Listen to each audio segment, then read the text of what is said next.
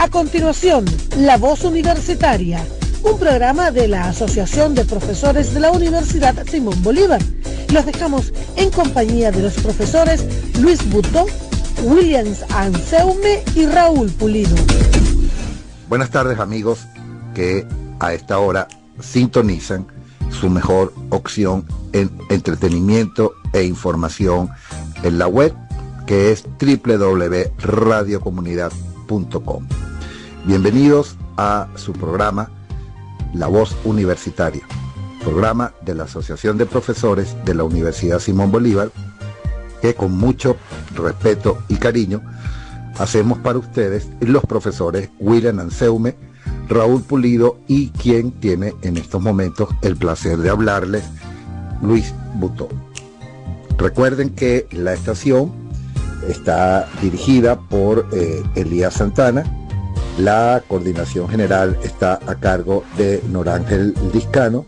La administración de la estación la lleva Susana Pineda. Nuestro diseño gráfico es de Mayori Enríquez. En los controles están Joel Garrido y Pedro Torres, y a cargo del estudio número 1, coordinador del estudio número 1, nuestro gran amigo Rafael Cedeño. En el día de hoy vamos a conversar con el profesor Miguel Chajín Flores. El profesor Miguel Chajín Flores es profesor de la Universidad Libre de Colombia, es sociólogo, tiene una maestría en proyectos de desarrollo social y es doctor en ciencias económicas.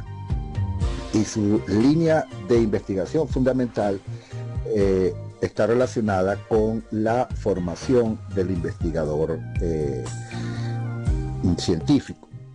Y allí vamos nosotros a entroncar, vamos a iniciar esta conversación con el profesor Chajín, haciendo referencia, estimado profesor, y aprovecho para agradecerle profundamente que haya aceptado nuestra invitación a conversar en el día de hoy. Hago referencia al estudio sobre el avance de la ciencia publicado por la UNESCO en 2021, este año. Allí se señalaba que en el último lustro más de un 20%, cercano a un 20%, perdón, habían crecido las publicaciones científicas en el mundo, y algo más de 10% había crecido el número de investigadores en el mundo. Es una relación lógica. Crecen las investigaciones científicas, las publicaciones en las revistas especializadas, arbitradas, académicas, indexadas, porque crece el número de investigadores científicos.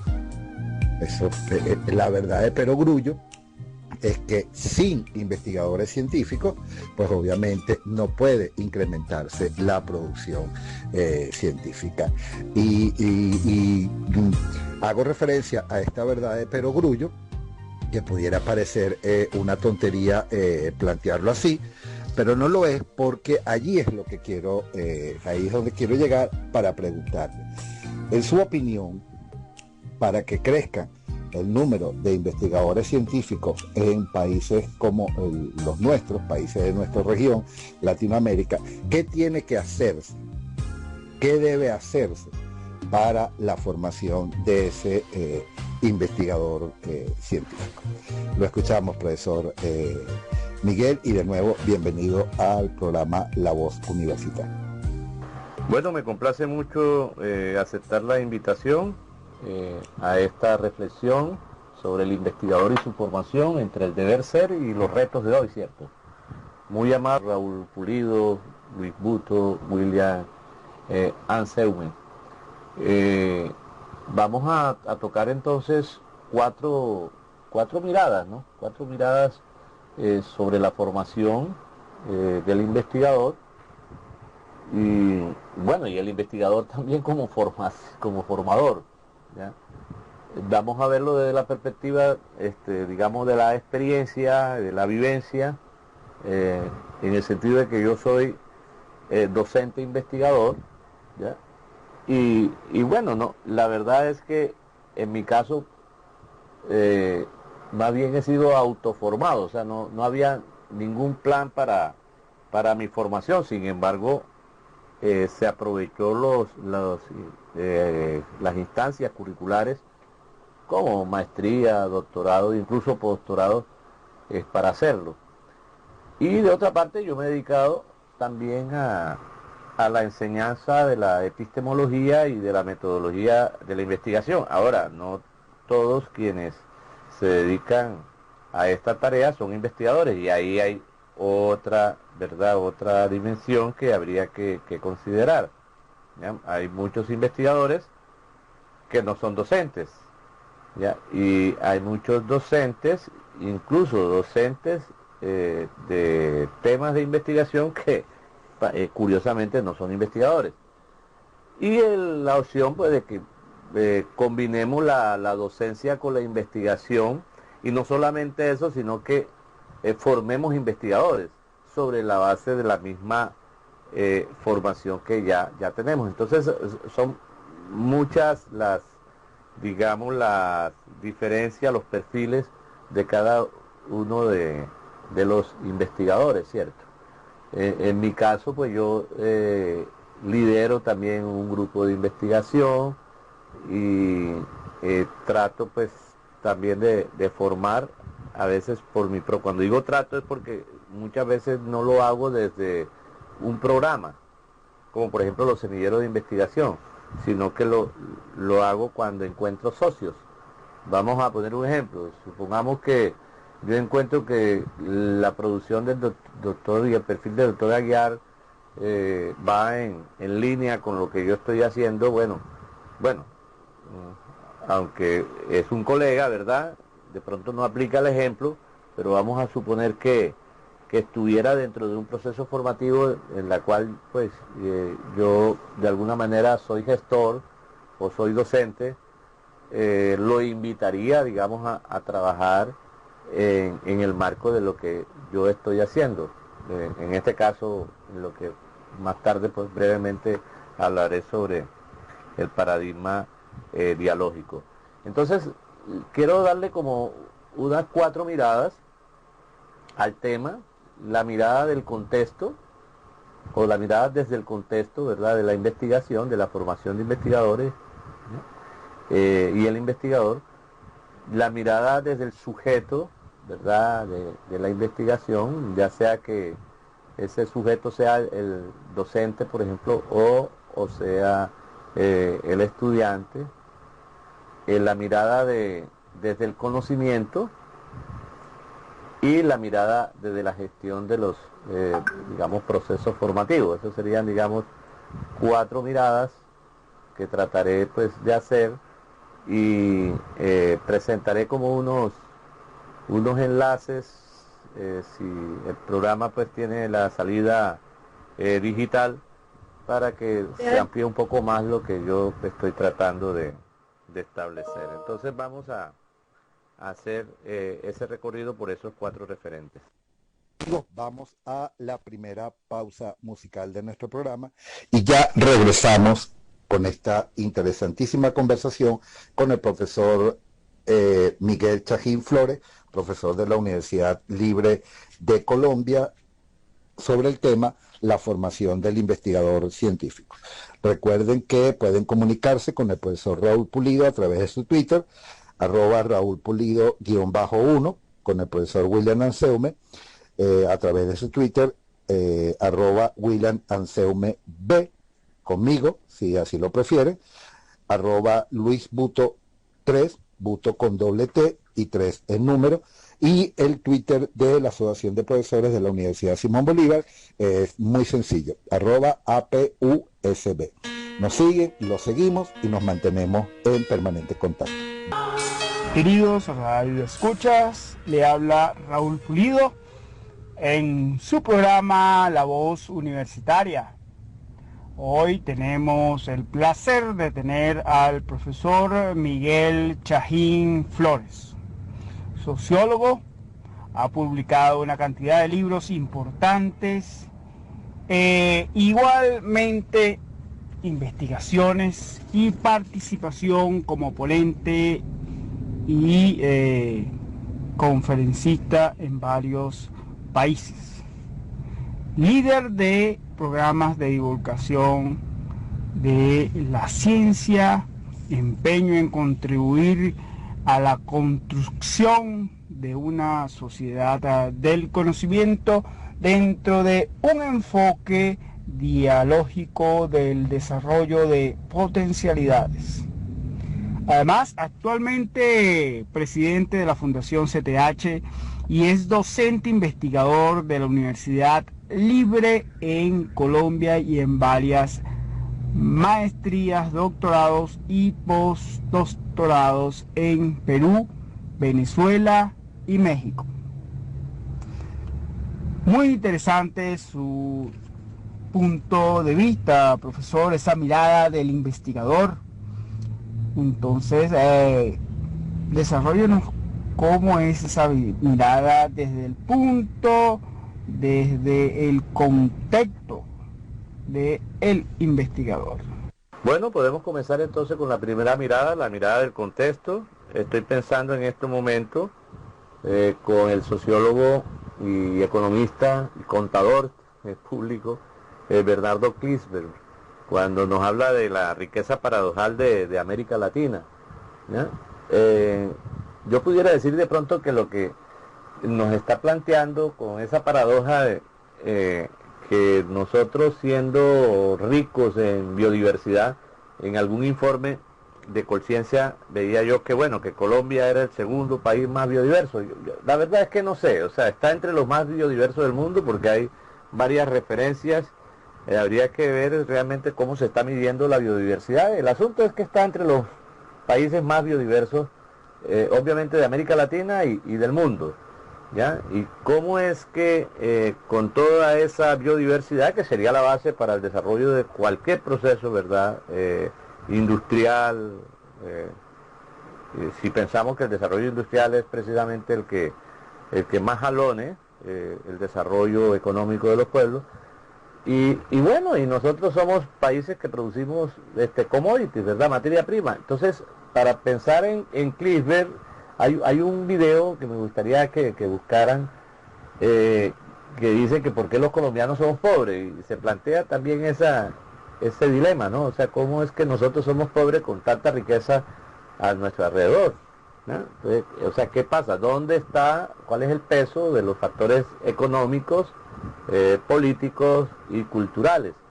A mí el que más me preocupa es el factor cultural. El factor económico, sabemos que, ¿verdad?, hay varias desigualdades, varios tipos, digamos, de explotación. Está, digamos, el hecho de que seamos países periféricos, por decirlo de alguna manera, o sea, países bajo el dominio de otros, ¿verdad?, que tengamos una dependencia, ¿verdad?, económica. Esa es una razón, obviamente. El aspecto político, tanto interno y externo, por ejemplo, que nosotros no podemos producir lo que queremos, sino lo que nos imponen, ¿verdad?, los países centrales, o las mismas desigualdades internas, ¿no?, incluso el desarrollo regional del país. Yo de eso no quiero tocar, me centraré más como en esa parte cultural, de cómo, y en ese sentido viene y aparece el concepto de eurocentrismo y colonialismo intelectual que nos planteaba Orlando Falborda, un sociólogo colombiano, de cómo es posible que nosotros, incluso en el marco de la educación y sobre todo en la universidad, o sea, tratemos de seguir el ejemplo. Recuerden la perspectiva de Rousseau, ¿verdad?, de desarrollo, un desarrollo lineal, y siguiendo los pasos de los que consideramos hoy como países desarrollados, que es también un concepto para cuestionarse, y no desde la perspectiva de ellos mismos, de las mismas élites, cuando hablan del gran reseteo, porque si están proponiendo un gran reseteo es porque precisamente ellos que propusieron este modelo fracasaron. Entonces, o sea, ¿qué autoridad tendrían precisamente los países hegemónicos en decir ahora qué es desarrollo, cuando desde una perspectiva, por ejemplo, antropológica, endógena, nosotros pudiéramos decir, pues nosotros hemos sido siempre más desarrollados que ellos, medido desde otros indicadores, ¿no?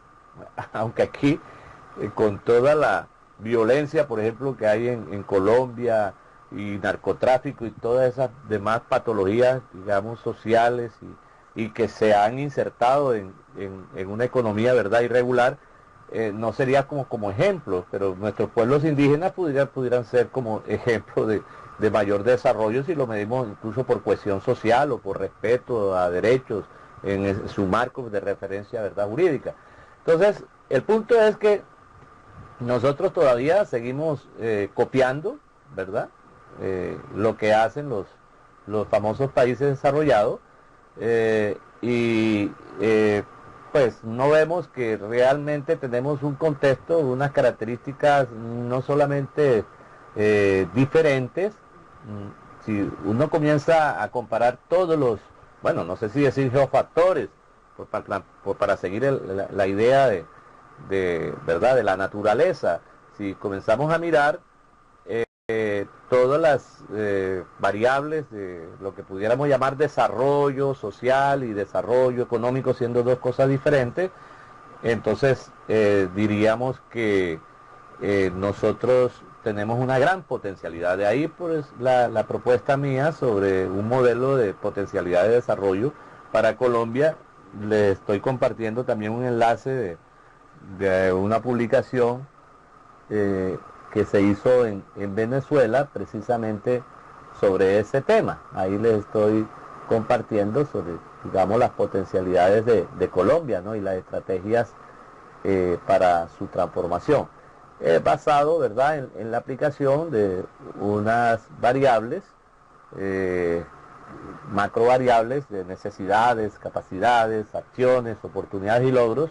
Es como una nueva perspectiva de la planeación estratégica, pero en un enfoque digamos, de océano azul, para plantearlo de esa forma, donde pudiéramos ver que todo esto que nosotros tenemos, ¿verdad?, como biodiversidad, y nuestras características socioculturales, nos pueden permitir redefinir lo que es desarrollo y poder entonces tener nuestras propias visiones, ¿verdad?, de ciencia. Por eso yo entiendo cuando Orlando Falborda habla en el caso colombiano de una nueva expedición botánica, o sea, como redescubrir lo que realmente tenemos, ya, incluso redescubrir América si se quiere, ¿no? O sea, mirar, una mirada hacia adentro.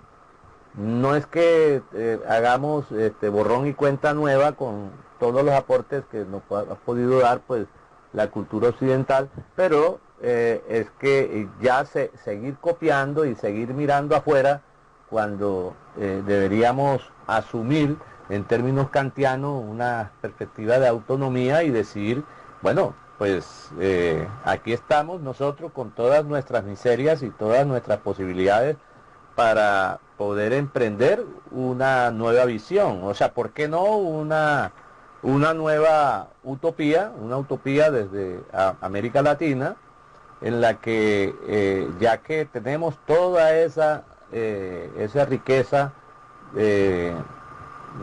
biodiversa y culturas que no han sido tan corruptas como otras depredadoras, ¿por qué no nosotros podemos constituir una esperanza para el mundo? O sea, esa manera de pensar nos lleva necesariamente a un nuevo paradigma epistemológico y del desarrollo. Entonces, ese es el primer punto, ¿verdad?, que quiero tocar, pues cómo, ¿verdad?, podemos o seguir la vía de lo que ya tenemos, de seguir siendo los niños en términos kantianos, heterónomos, gobernados por otros, o bien nosotros poder dar nuestro grito de independencia, mostrar nuestra madurez intelectual, nuestra mayoría de edad y decir, bueno, vamos a hacernos cargo de nosotros mismos. Ese es el primer punto pues que quiero poner sobre la mesa. Bueno, tenemos que irnos a la identificación de la emisora.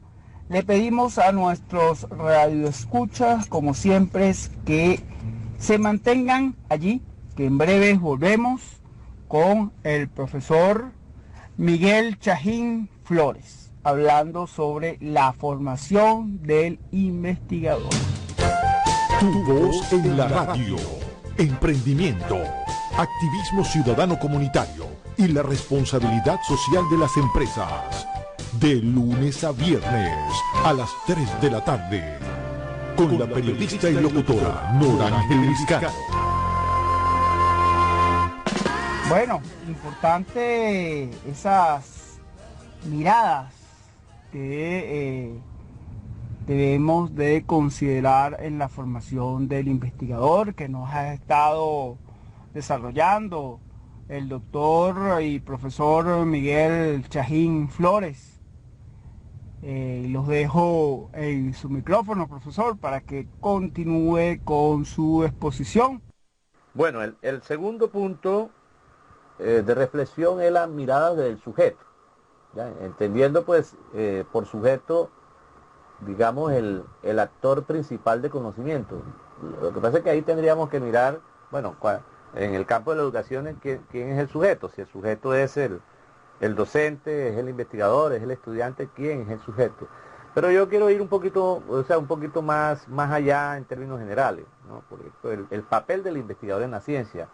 Cuando uno revisa los programas, incluso los libros de metodología de la investigación, incluso los libros de epistemología, muchas veces encuentra que ese sujeto se da por sentado, como si la ciencia no tuviese investigadores, o si el investigador no contara, pensando en que para la ciencia lo que importa es el método científico. Entonces el sujeto, ¿verdad?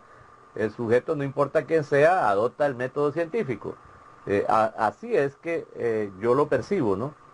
O cuando en la ciencia se habla de paradigma epistemológico y ese sujeto queda un poco, o queda al margen. De pronto es el sujeto que implícitamente elabora una hipótesis para generar pues una falsación, o es el sujeto pasivo que utiliza una metodología, un tipo de investigación para generar conocimiento. Pero el sujeto como persona, o sea, la persona de carne y hueso, por eso me gusta presentarle a los estudiantes como unas biografías, ¿no? O sea, porque es que en la biografía, incluso hasta películas, yo le pido que veamos, por ejemplo, la película Mano Milagrosa de Ben Carson, y ver cómo alguien con unas condiciones muy desventajosas socialmente, de pobreza e incluso de formación, pudo llegar a ser el mejor en su momento neurocirujano del mundo, ¿ya? Y atreverse a pensar. Entonces, aquí hay, aunque lo vamos a tratar un poquito más adelante, el punto es que, bueno, ¿cuál es el papel, verdad, del investigador en la ciencia? O sea que, y ahí nos metemos entonces con el tema, por ejemplo, de los estilos de aprendizaje y los estilos de pensamiento,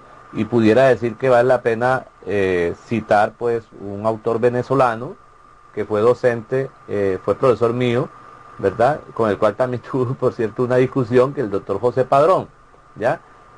Cuando habla de los estilos de pensamiento como paradigma. O sea, es totalmente válido lo que propone el doctor Padrón. Ahora, que yo propongo, por ejemplo, otra clasificación de paradigma epistemológico diferente a lo que él propuso, eso no es el punto. El punto es que es importante ver el sujeto, ¿verdad?, del conocimiento, el sujeto ya sea desde la educación o desde la ciencia.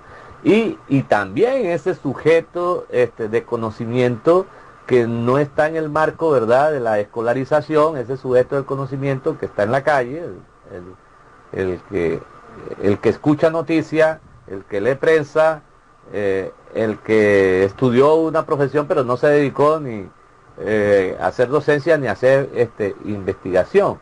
Entonces, allí, ¿verdad?, hay un punto, ¿verdad?, crítico en cuanto a que nosotros hemos sido formados en paradigmas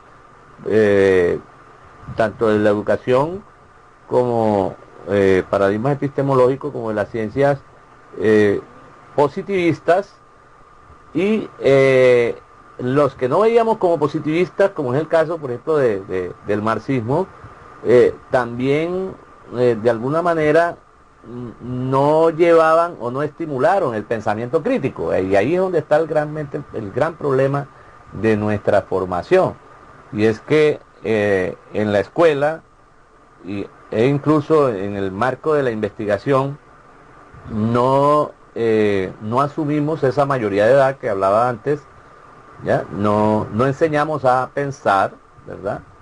No debatimos, no discutimos, no estimulamos el pensamiento creativo, ¿verdad? Y ahí evoco a Ken Robinson, porque ya es educador inglés muy importante para este tema.